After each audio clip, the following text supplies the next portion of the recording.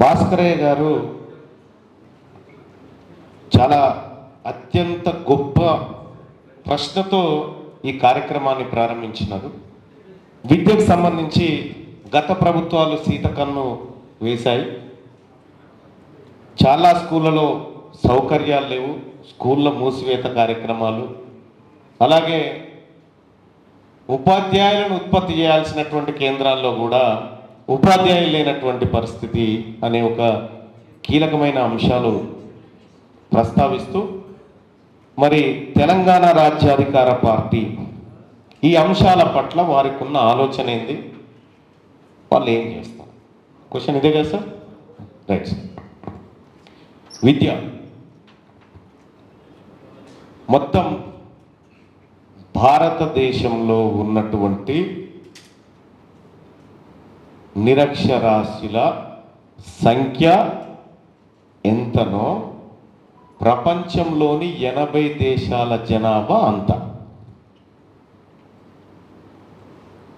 వీలైతే రాసుకోండి, మీరు చెక్ చేసుకోండి. భారతదేశంలో ఉన్నటువంటి నిరక్షరాస్య జనాభా ఎంతైతే ఉందో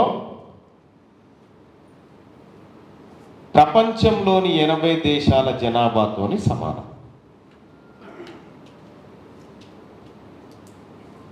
అలాగే ఈ దేశంలో విద్య లేదా? తక్షశిల లాంటి యూనివర్సిటీలు ఈ భూమి మీద పుట్టినాయి. ప్రపంచానికి జ్ఞానం పంచిన అనేకమైనటువంటి కర్మభూములు మన దగ్గరే ఉన్నాయి. విద్య ఈ దేశ భవిష్యత్తును, ఈ ప్రపంచ గమనాన్ని మార్చేటువంటి శక్తివంతమైనటువంటి కనిపించని ఒక మహాఖడ్గం అది. సో కాబట్టి వీటి విషయంలో చాలా జాగ్రత్త వహించాల్సినటువంటి ప్రభుత్వాలు నిర్లక్ష్యం చేస్తూ వచ్చింది. ఇప్పుడు కాదు, సావిత్రిబాయి పూలే, జ్యోతిబా పూలే దగ్గర నుంచి మొదలు మనం విద్య గురించి మాట్లాడుకోవచ్చు. ఒక ఎర అక్కడి నుంచి స్టార్ట్ అయింది అనేటువంటి ఒక మాట చెప్పుకోవచ్చు. వాళ్ళు చేసినటువంటి కార్యక్రమాలు, వాళ్ళ ఆలోచన విధానంతో కొంత విద్య, మరీ ముఖ్యంగా మన వర్గాల్లో విద్య పట్టాలపైకి వచ్చింది. వచ్చిన తర్వాత మొదట్లో ప్రైవేట్ స్కూళ్ళు ఉండేటివి కాదు, ప్రైవేట్ పాఠశాలలు లేవు, కార్పొరేట్ పాఠశాలలు లేవు, ఏమీ లేవు.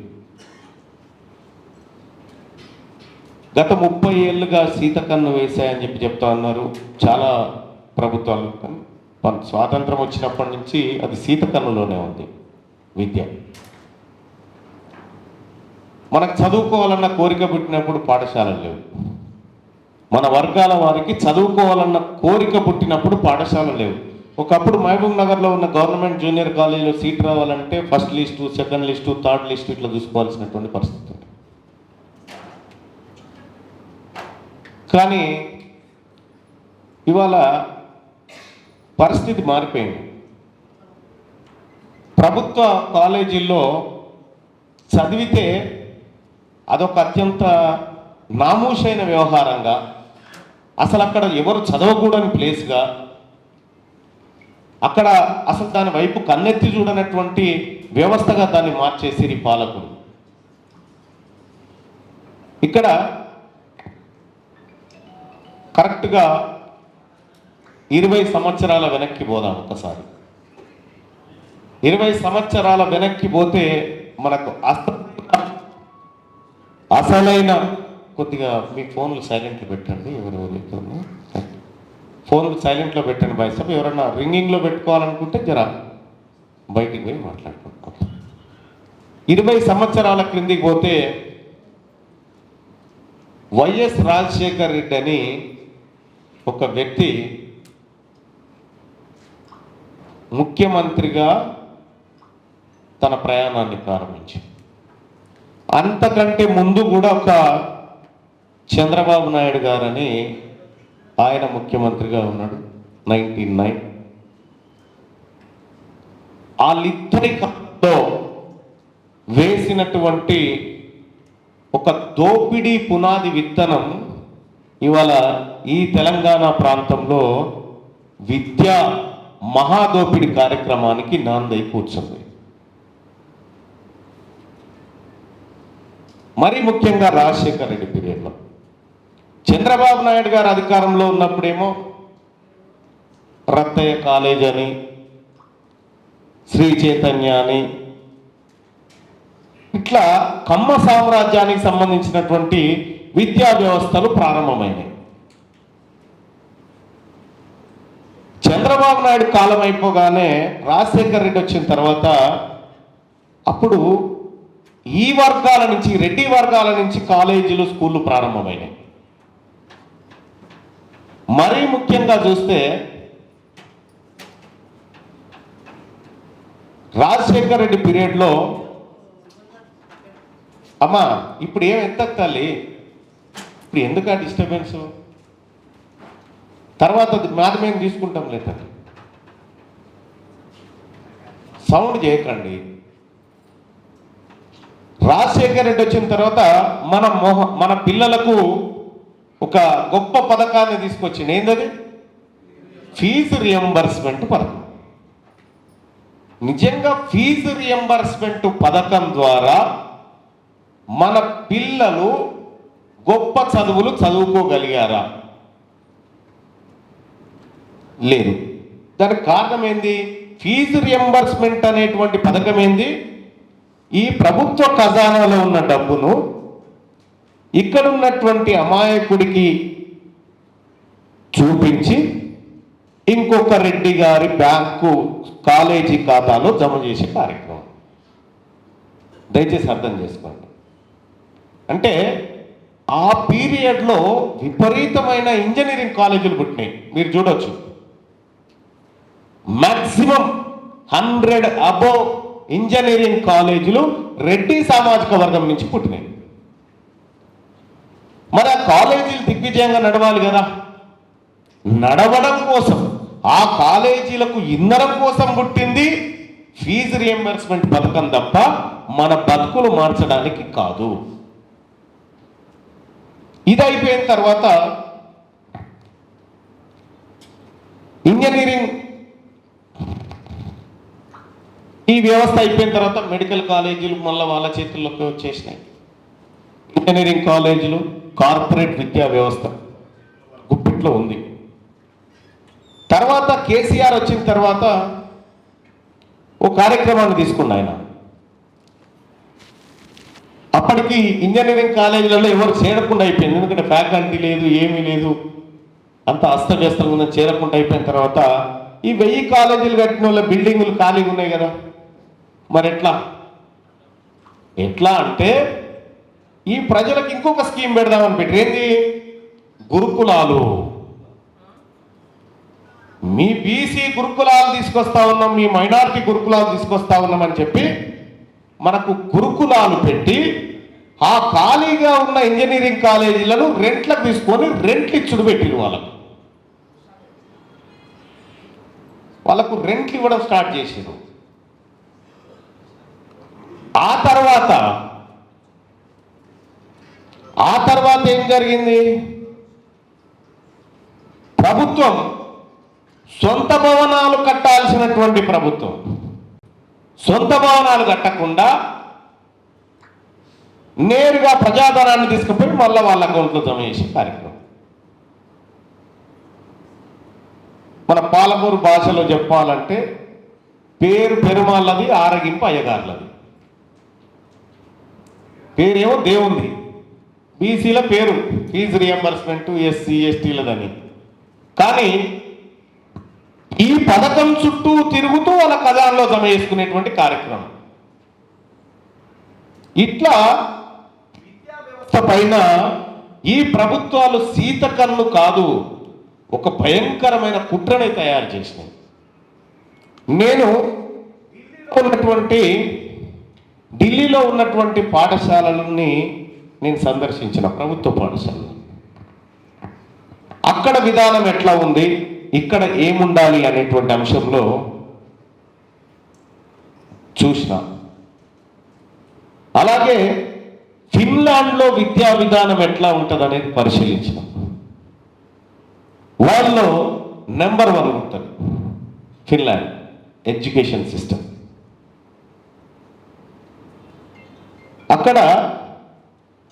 అక్కడున్నది ప్రభుత్వాలు ఇంతకంటే ఎక్కువ ఖర్చు పెడుతున్నాయంటే కాదు, ఇంతకంటే తక్కువ ఖర్చు పెట్టి గొప్ప విద్యను అందిస్తూ ఉన్నాయి అక్కడ.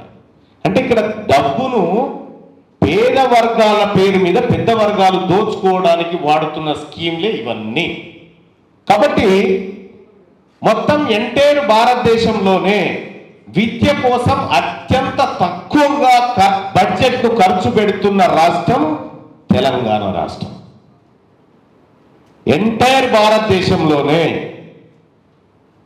7% ఆఫ్ టోటల్ బడ్జెట్లో, మొత్తం బడ్జెట్లో 7% బడ్జెట్ను మాత్రమే విద్య కోసం ఖర్చు పెట్టి విద్యను సర్వనాశనం చేస్తున్నటువంటి నెంబర్ 1 ప్రభుత్వం ఈ తెలంగాణ ప్రభుత్వం. ఈ విద్య విషయంలో ఇప్పుడు దాదాపు 119 నియోజకవర్గాల్లో ఇంటిగ్రేటెడ్ పాఠశాలలు కడతామనేటువంటిది ఒక చర్చ తీసుకొచ్చినారు. దీని వెనకాల మతలబ్ ఏంది? ఒక బెంగుళూరు కాంట్రాక్టర్కు ఈ కాంట్రాక్ట్ ఇవ్వాలి కాబట్టి ఎత్తుకున్నటువంటి ప్రోగ్రాం ఇది. నిజంగా మన పిల్లలకి స్లాబులు సరిగా లేక గోడలకు లంపం పెట్టక అందుకే చదువు రావట్లేదా? మీరందరూ కూడా చెట్ల కింద చదువుకున్నారు కదా, మీరందరూ కూడా నేల మీద కూర్చున్నారు కదా, మరి మీరంతా ఇంటలెక్చువల్స్ అయి మేధావై రిటైర్డ్ ఈఓలు, డిఎఫ్ఓలు, ఆ తర్వాత అడ్వకేట్లు, మేధావులు, హెచ్ఎంలు ఈ స్థాయికి వచ్చినారు కదా. ఇంటిగ్రేటెడ్ స్కూల్స్ ఏనా మీరు చదివింది? ఇవాళ ఏషియా డెవలప్మెంట్ బ్యాంకు నుంచి దాదాపు ఇంకా కొన్ని సంవత్సరాల నుంచి 30,000 కోట్ల రూపాయలు మన పిల్లల తలకాయలు చూపెట్టి అప్పు దేపోతా ఉంది ప్రభుత్వం. మన పిల్లల తలలను చూపెట్టి అప్పు దేపోతా ఉంది. ఆ అప్పు తెచ్చి ఈ ఇంటిగ్రేటెడ్ పాఠశాలను చేస్తున్నారు. అంటే మీరు నీళ్లలో కాళేశ్వరాన్ని చూసారు కదా, వీళ్ళు విద్యలో కాళేశ్వరాన్ని చూపించబోతా ఉన్నారు మనకు రేపొద్దున. విద్యలో కాళేశ్వరం ఎట్లుంటుందో మనం చూడవచ్చు రేపొద్దున. మరి మేమేం చేస్తాం? విద్యా విధానం ఇట్లా తలగబడ్డది. మొన్న ముఖ్యమంత్రి గారు మాట్లాడుకుంటూ ఒలింపిక్ గేమ్స్ నిర్వహించాలి మనం మీద అని చెప్తా ఉన్నాడు. పిల్లలకి పాఠశాల స్థాయిలోనే మంచి వ్యాయామ విద్య అందించాలని చెప్తా ఉన్నాడు. మన కాడ ప్రైమరీ స్కూళ్ళలో పీఈటీ ఉండడం నాకు తెలుసు. ఏమే సార్? ప్రైమరీ స్కూల్స్ అంటే అప్ టు 5th క్లాస్ వరకు, అంటే 5వ తరగతి వరకు. అంటే అతని వయసు ఎంత ఉంటుంది సార్? అప్పటికి 11 సంవత్సరాలకు వస్తుంది. 11 సంవత్సరాల వరకు ఆ పిల్లగాడికి వ్యాయామ టీచర్ అనేటువంటి వ్యక్తితోనే పరిచయం ఉండదు. అతని అసలు ఒక క్రీడకు సంబంధించినటువంటిది 8 సంవత్సరాల లోపల ఆ పిల్లగాడు గనక ఆ సదరు ఆటపైన నైపుణ్యం కొంతమేర సంపాదించగలిగిన ఈజీగా ఒలింపిక్స్ వస్తాయి. మనము మన పిల్లవాడికి 11-12 సంవత్సరాల వరకు కూడా ఆటలనే అంటించనప్పుడు ఒలింపిక్ గేమ్లలో పథకాలు ఆశించడం సిగ్గుచేటు కదా. ఫిన్లాండ్, ఉత్తర కొరియా, ఆ తర్వాత చైనా, జపాన్ 3వ ఏడాది నుంచే పిల్లలు నడుములు వస్తారు అక్కడ. కాబట్టి అక్కడ పథకాలు వస్తాయి. మొత్తం ఇప్పటి వరకు భారతదేశం సాధించిన ఒలింపిక్ పథకాలే 28. అమెరికా స్విమ్మర్ మైకేల్ ఫెల్ప్స్ ఒక్కడే 26 పథకాలు సాధించాడు. సో మనం వ్యాయామ విద్యలో కానీ ఏ విద్యలో కానీ ఏ రకంగా వెనుకబడి ఉన్నామో చూడండి. నిన్న మొన్న నోబెల్ ప్రైజ్ విజేతలను ప్రకటించారు. నోబెల్ ప్రైజ్ ఇండియా స్థానం 0. 150 కోట్ల మంది జనాభాలోంచి ఒక్కడు నోబెల్ ప్రైజ్కు అర్హత ఉన్నోడు ఎందుకు ఉండట్లేదు? అలాగే నేను ఇంకొక విషయం చెప్పదలుచుకున్నా. నిజాం ప్రభుత్వ కాలంలో,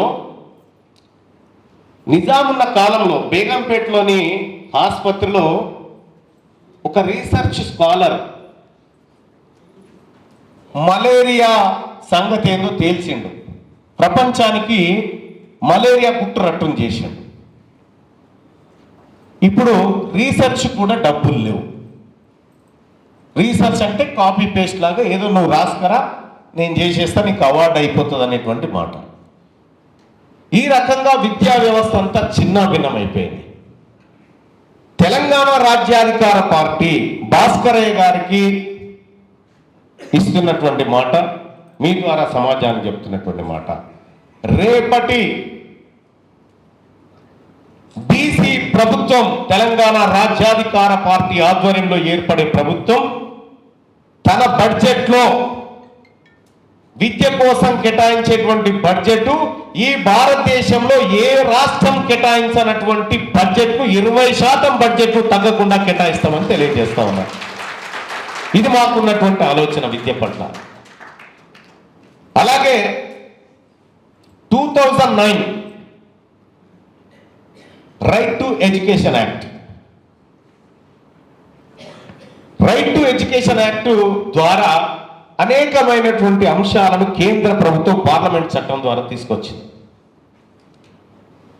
ప్రైవేటు పాఠశాలల్లో 25% సీట్లను పేద వర్గాల పిల్లలకు ఫ్రీగా ఇవ్వాలి అని చెప్పింది. అంటే ఫ్రీగా అంటే పేద వర్గాల దగ్గర ఏం తీసుకోకూడదు, కానీ కేంద్ర రాష్ట్ర ప్రభుత్వాలు మళ్ళీ ఆ స్కూల్కి చెల్లిస్తాయి. ఇది స్కీమ్. ఈ స్కీమ్ మీద ఇప్పుడున్నటువంటి ఫైనాన్స్ మినిస్టర్ బట్టి విక్రమార్క గారికి నేనే బ్రీఫ్ చేసిన, ఇది మాట్లాడండి మీరు అసెంబ్లీలో అని. ఆయన ప్రతిపక్ష నాయకుడు ఉన్నప్పుడు ఆయన మాట్లాడింది. రైట్ టు ఎడ్యుకేషన్ ఎందుకు అమలు చేయట్లేదు ఈ రాష్ట్రంలోనే అప్పటి కేసీఆర్ ప్రభుత్వాన్ని ప్రశ్నించిండు. మీరు వీడియోలు కూడా ఉంటే యూట్యూబ్లో చూసుకోవచ్చు. వన్స్ బట్టి విక్రమార్క గారే ప్రభుత్వంలోకి వచ్చిన తర్వాత నేను అడిగిన, అయ్యా ఆయన ప్రతిపక్ష నాయకుడిగా నువ్వు చెప్పినావు కదా, ఇప్పుడు మనం ఎందుకు ఇంప్లిమెంట్ చేస్తలేమంటే ఆయన నవ్వి వెళ్ళిపోయాడు.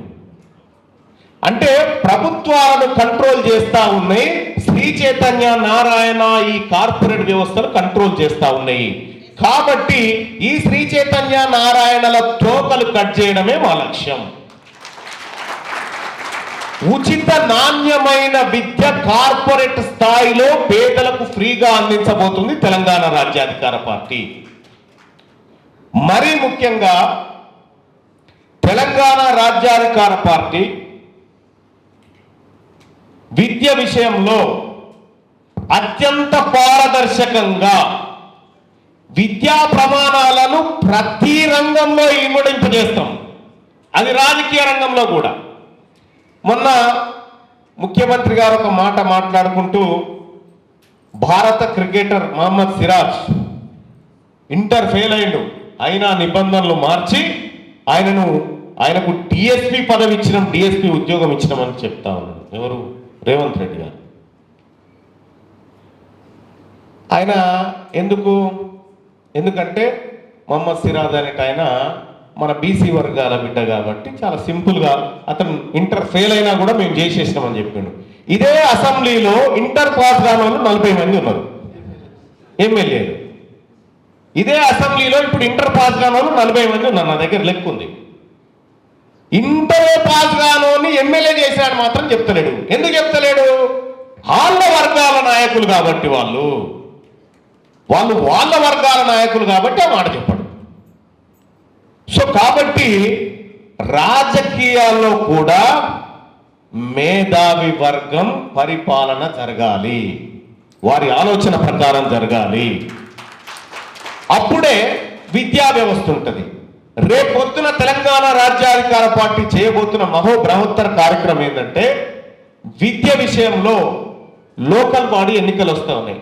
మీరు అసెంబ్లీలో చూసుంటారు. నేను ముఖ్యమంత్రి గారికి సలహా ఇచ్చిన, అయ్యా సర్పంచ్గా, ఎంపీటీసీగా, జెడ్పీటీసీగా లేదంటే వార్డ్ మెంబర్గా పోటీ చేయాలనుకునేటువంటి వాళ్ళు తమ పిల్లలను ప్రభుత్వ పాఠశాలలో చదివించాలనేటువంటి ఒక కండిషన్ పెడదామని చెప్పిన. ఆ ఇద్దరు పిల్లల నిబంధన ఎత్తేసి ఇది పెడదాము. అప్పుడు ఏమవుతుందంటే ఆ గ్రామ సర్పంచ్ కొడుకో కూతురో ఆ ప్రభుత్వ పాఠశాలలో చదివితే ఆయన 3 రోజులకోసారన్నా పోతున్నాడు, 3 రోజులకోసారన్నా పర్యవేక్షణ పోతాడు. కాబట్టి ఆటోమేటిక్గా స్కూల్ పైన శ్రద్ధ ఏర్పడుతుంది. తద్వారా అందరి ఆలోచనలు మారితే పాఠశాల విద్యా విధానం కూడా మారిపోతుంది. సో అటువంటి పకడ్బందీ చర్యలు చేపట్టాలనేది తెలంగాణ రాజ్యాధికార పార్టీ తీసుకున్నటువంటి నిర్ణయం. అలాగే విద్య అత్యంత ప్రాధాన్యత అంశంలో మాకు ఉంది. ఇది భాస్కరయ్య గారి ప్రశ్నకు నేను సమాధానం చెప్తాను. Thank you sir. నెక్స్ట్. మీ వ్యాపారం అభివృద్ధి కావాలని కోరుకుంటున్నారా? అయితే వెంటనే క్యూనస్ని సంప్రదించండి. Schools, colleges, banks, shops, office promotions, land promotions, political promotions, restaurant promotions, hospital promotions, పుట్టినరోజు వేడుకలు, శుభకార్యాలు, వ్యాపారాలు ఏవైనా, సందర్భం ఏదైనా ఇప్పుడే క్యూనస్ ద్వారా తెలియజేయండి. మీ వ్యాపారాన్ని అభివృద్ధి చేసుకోండి.